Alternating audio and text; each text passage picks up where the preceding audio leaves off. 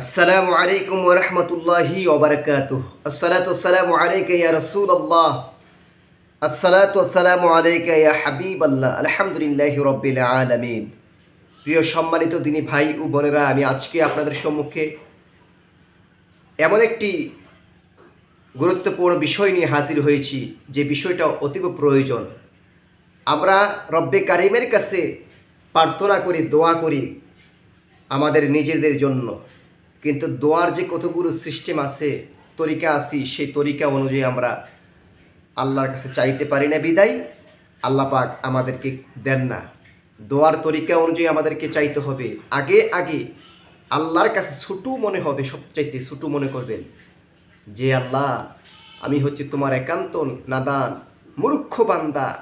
রব্বে কারিম মেহেরবান দয়াবান রব্বুল আলামিন, আমি যে তোমার কাছে দোয়া করার সুযোগ পেয়েছি, এটা আমার পরম ভাগ্য। রব্বুল আলামিন, তুমি মনিবের দরবারে আমি দুই হাত ধরে কাকুতি মিনতি সুরে তোমার কাছে দোয়া করতেছি। আয় আল্লাহ, মেহেরবানি করে আল্লাহ, তুমি আমার মনের এই মাকাসেদগুলি তুমি কবুল করো। আয় আল্লাহ পাক রব্বুল আলামিন, আমি গুনাহগার, আমি পাপী, আমি নাখায়েল নালায়েক বান্দা, এমন পাপ করেছি জীবনে, হয়তো তোমার কাছে হাতটা তুলতো আমার লজ্জা লজ্জা লাগে, আমার শরম লাগে।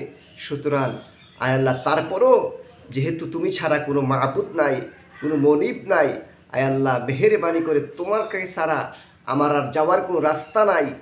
আল্লাহ, তোমার দরবারে দুইটা হাত উঠাইয়া তোমার দরবারে ভিক্ষা চাচ্ছি, মেহেরবানি করে আমার এমন মনের নেক মাকাসেদ দোয়াগুলি তুমি কবুল করো। আয় আল্লাহ, আমার সাংসারিক জীবন আয় আল্লাহ টেনশন মুক্ত করো, সাংসারিক অভাব অনটন দূর করো, আমার সংসারকে তুমি সচ্ছলতা দান করো। রব্বে কারিমের দরবারে যদি আমরা এইরকমভাবে কাকুতি মিনতির সুরে রব্বে কারিমের দরবারে আমরা দোয়া করতে পারি, রব্বুল আলামিন বলবেন, ফেরেশতারা কি চাচ্ছে আমার বান্দা? কয় আল্লাহ, তোমার এই বান্দা তো নিজেকে খুব ছোট মনে করতেছে, খাটো মনে করতেছে, তুচ্ছ মনে করছে। আয় আল্লাহ, তার সাংসারিক অভাব অনটনকে দূর করার জন্য, সচ্ছলতা ফিরিয়ে আনার জন্য তোমার কাছে হাত উঠাইছে। আল্লাহ পাক খুশি হয়ে বলবেন, ঠিক আছে, আমার এই বান্দার কাকুতি মিনতিগুলি আমি আল্লাহ পাক কবুল করে নিলাম। আমার বান্দার এই সাংসারিক জীবনের অভাব অনটন সবগুলো দূর করে দিয়ে সাংসারিক অভাব অনটন দূর করে দিয়ে সচ্ছলতা দান করে দিলাম।